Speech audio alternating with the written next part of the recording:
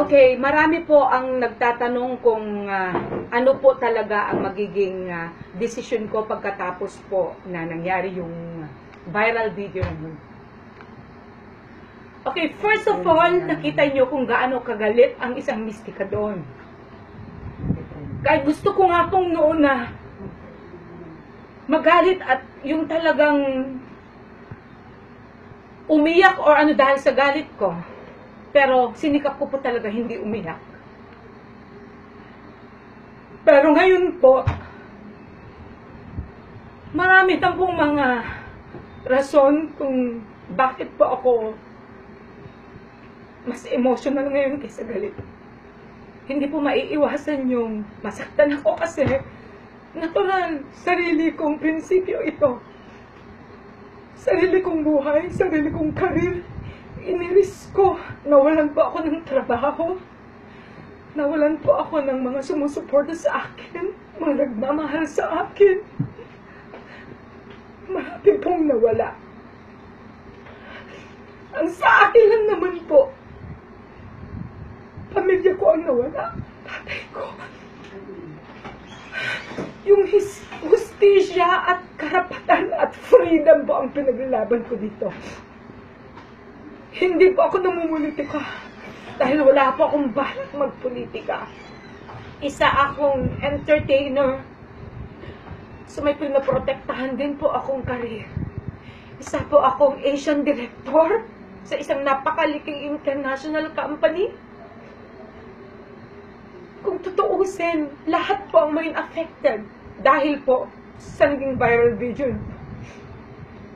Pero mas pinili ko po na manatili kung ano po yung dignidad na pinaglalaban ko.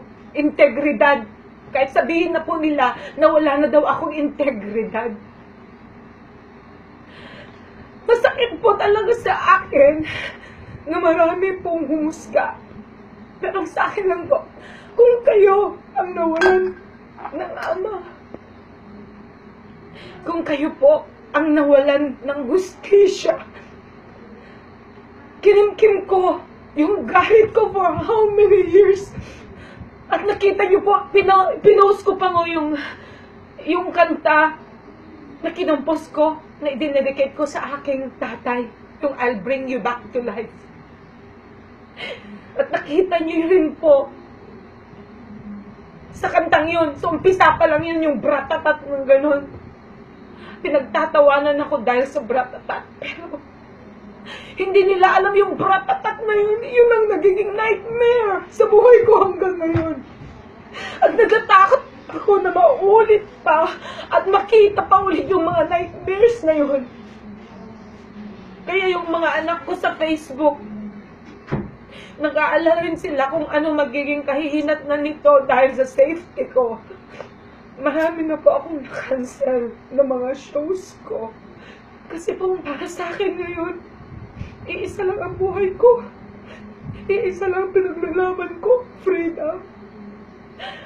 At kung ngayon po nila ako papatayin at hindi ko po na ipaglaban ko anong pinaglalaban ko, napakasakit po yun. Dahil hindi ko nabigyan ng hustisya ang tatay at pamilya ko. Ngayon, sa labang ito, nakahanda po ako kahit anong mangyari. At sana naman po, marami pong susuporta kung ano man yung pinaglalaban ko kasi hindi po para sa akin ito. Para po sa ating lahat. Para po sa kapakanan ng lahat. Dahil oras na nagkamali po tayo ng desisyon. Magiging masahol pa po ang buhay natin. Ang martial yun noon. Kasi hindi nila nakita. Hindi na imulat sa kanila kung gaano kahirap yung mawalan ka ng karapatan dahil wala kang baril.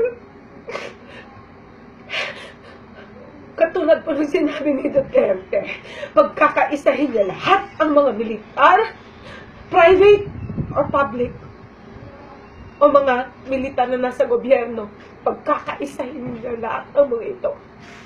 Hindi na kay Duterte ang kamay na bakal dahil siya ang pinakaduwag. Dahil kung hindi siya duwag, hindi siya gagamit. ng mga militar para lang ipaglaban niya ang kanyang sariling kayabangan. Hindi niyo ba nakikita yon? Nasa militar ang problema dahil pag naibigay sa kanila ang karapatan, authority, full force sila natatanggalin.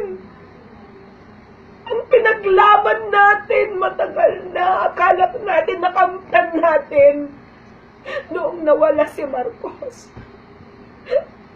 Pero pansamantala lang pala yun.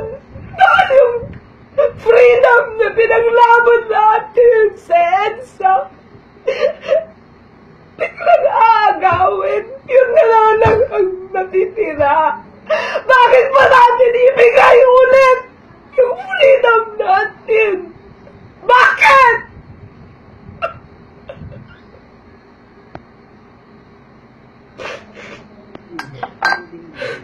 Mag-isip ka kayo. Parang away yun na.